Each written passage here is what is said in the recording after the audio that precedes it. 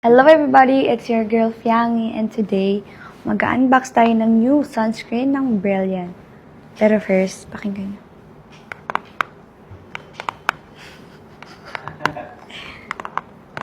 ASMR.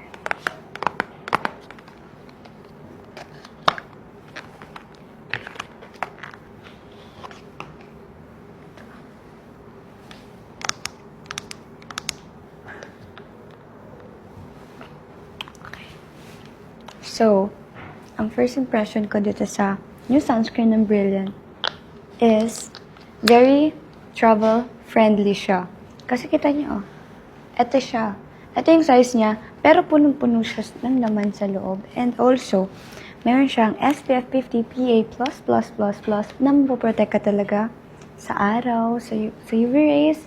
And also, meron siyang Ergasol Caris na makaka-help sa inyo para sa skin texture. Meron din siyang matte finish for oily girls out there na super oily talaga. Makikita niyo siya.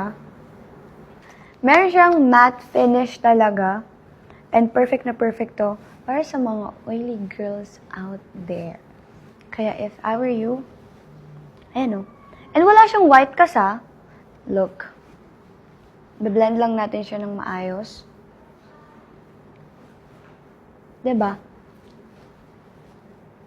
Ay, ang bango! Mabango siya! Nagulat ako.